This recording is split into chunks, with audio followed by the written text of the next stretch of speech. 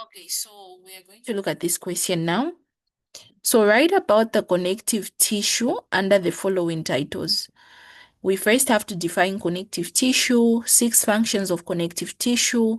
We'll talk about collagen fibers, including the 4 types and any 2 locations where each collagen fiber type is abundant, and the 2 other types of fibers. And we talk about the components of ground substance, as well as 2 examples of each of the following: connective tissue proper and supportive connective tissue. Okay. All right. So what is the definition of connective tissue? So connective tissue is simply a specialized type of tissue that connects, supports, binds, and protects other tissues and organs of the body. Okay. So connective tissue is the tissue that connects, supports, binds, and protects other tissues and organs of the body. Okay, so that is about connective tissue. So it consists of cells, fibers, and ground substance. So that is the full definition and the components of connective tissue. And then, so we have mentioned even some functions of connective tissue. So what are the functions of connective tissue? So you find that connective tissue supports, it's important in supporting and for structural framework of an organism. Okay. And then it helps in binding of tissues and organs. Helps in the binding of tissues and organs. And then you find that connective tissue also protects, it is helpful in the protection of organs. Okay. And then it's important in the in the transportation of substances. Okay. So an example of connective tissue, we have blood. Blood is a type of connective tissue. Bone is a connective tissue. Cartilage is a connective tissue. So when you look at just try to think about the functions of bone, try to think about the functions of blood. All those are functions of connective tissue. So when we look at support structure framework, that is the duty of bone, right? Bone, cartilage. Binding of tissues and organs. And then we have protection of organs, which is also bone. And then transportation of substances. Blood is the connective tissue that is responsible for that. Storage of fat and minerals. So connective tissue is used for storage of fat and minerals, and also for immune defense.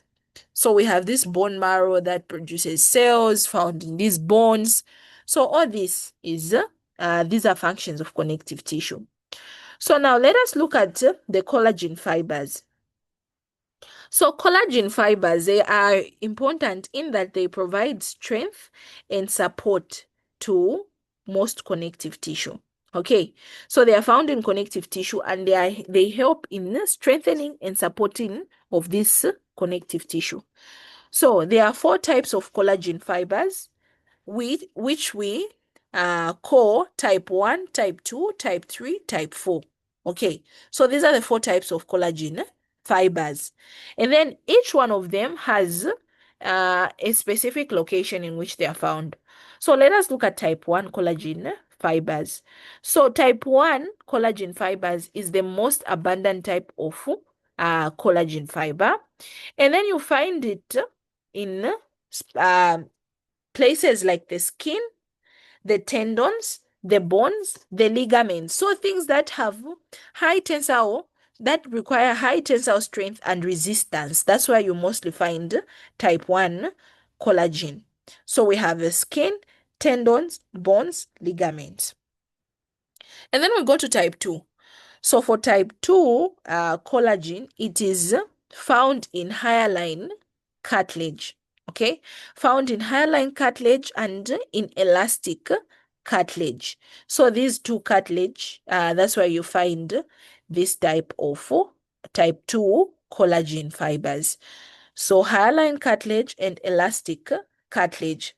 Then we have the third one being type 3 collagen found in reticular fibers. Okay. So these reticular fibers, they are found in, you find that they are found in the liver, the spleen, lymph nodes. So these are solid lymphoid organs. Okay. So the reticular endothelial system, you find that that's where these are found. The spleen, the liver, the lymph nodes. Okay. And then we have type 4, which is found in the basement membrane, even in the basal lamina. Okay. So these are the 4 types of collagen fibers. And then the 2 other fiber types, we have elastic fibers and reticular fibers. So for elastic fibers, you find that they are important because they allow tissues to stretch. Okay, they allow tissues to stretch. So for example, in your lungs, in your arteries, even your ear somewhere here, you see your ear is flexible and it can do all that. So those are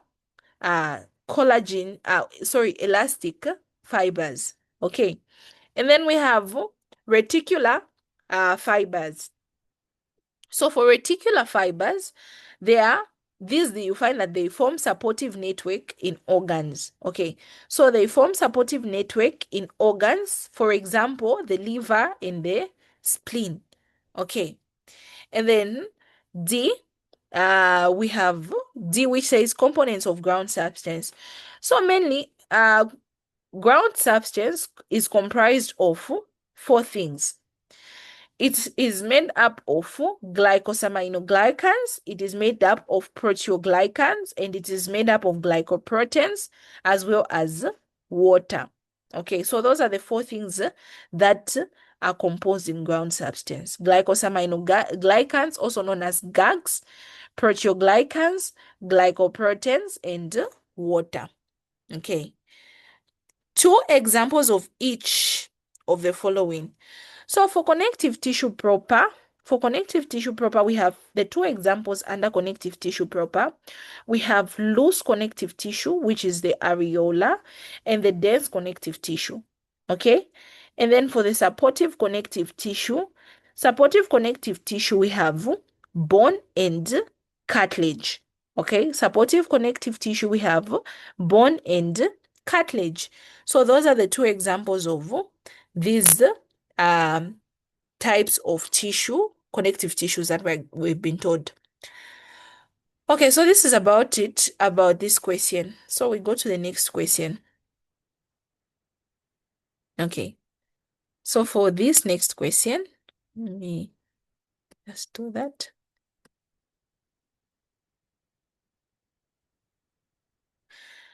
Okay, so for the next question, it reads, a pregnant woman at 8 months gestation presents with painless vaginal bleeding. Ultrasound shows the placenta implanted in the lower uterine segment with the placenta tissue partially covering the internal cervical os. Okay, so this is an abnormal implantation of the placenta, right? What is the most likely diagnosis? What is the most likely diagnosis?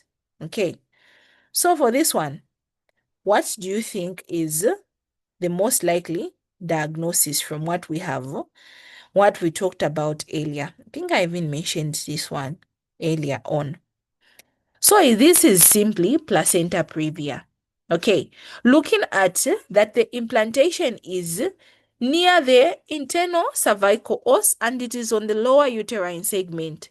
So this is placenta previa and it is causing painless vaginal bleeding.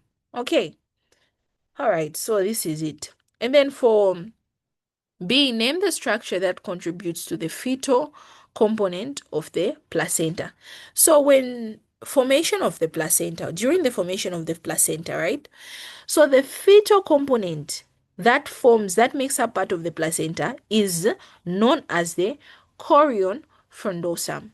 Okay, so the chorion frondosum is the structure that contributes to the fetal component of the placenta. Then we have the maternal component of the placenta being the decidue. bisalis. So this is under placenta formation, during placenta formation in a developing embryo. Okay, and then D reads, from which part of the blastocyst is the fetal component of the placenta derived? So the part of the blastocyst in which the fetal component of the placenta is derived, you find that this is derived from the trophoblast. Okay, so the trophoblast is where the fetal component, known as the chorion frondosum, is gotten from in the blastocyst. Okay, so that is the trophoblast. Okay, and then we have E saying, state the role of the syncytial trophoblast in the placenta. States the role of the syncytial trophoblast in the placenta. So the syncytial trophoblast, you find that its function is, or its role is to invade the uterine endometrium for implantation. So during implantation, it is the syncytial trophoblast that helps in the invasion of the uterine or uterine endometrium, okay, to allow the embryo to implant. And then it also helps in the production of human chorionic gonadotropin hormone. Okay, so this is also a function of this in the placenta. Okay, so this human chorionic gonadotropin is what even helps us to get to test a woman positive for pregnancy, because it is because of this that you find that the levels have started increasing. Okay, so this is the importance of this in the placenta. What are the 4 functions of the placenta? So the functions of the placenta, we have 1 being gaseous exchange. So the placenta helps in the exchange of oxygen and carbon dioxide between the fetus and the mother. Okay. And then also nutrient transfer to the fetus. So the fetus is able to receive its nutrition via the placenta. Then we have removal of waste products. So removing of waste products is also the function of the placenta this itself.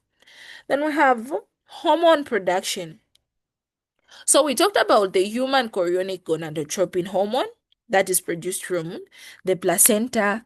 Progesterone is also produced from the placenta after implantation has occurred and all that. Even estrogen, all these hormones are produced and are important during pregnancy, and we've said they are produced by the placenta. Okay. All right. G, which says how many arteries and veins are normally present in the umbilical cord. So normally there are 2 umbilical arteries in 1 umbilical vein, okay, in the umbilical cord. Okay, so those 2 umbilical arteries and 1 umbilical vein. Then which germ layer primarily forms connective tissues and blood vessels? Which germ layer primarily forms connective tissues and blood vessels? So the germ layer that forms connective tissue and blood vessels is the mesoderm. Okay, so the mesoderm layer is the one that is responsible for formation of these things. What do you call the 15 to 20 divided compartments of the placenta? So the 15 to 20 divided compartment of the placenta, we simply call these as placental condylodones, okay? So these are what we refer to these. Okay, so these ones are important in that when a child is born or you deliver the placenta during labor, you have to check for the condyles, okay? These condyles. If these condyles are less than 15, meaning there is a high chance that there is retention of that placenta product in the uterus. So this can lead to bleeding in that woman if they are not all removed. Okay, so it's very important to check the placenta and make sure that all these condyles are intact. Okay,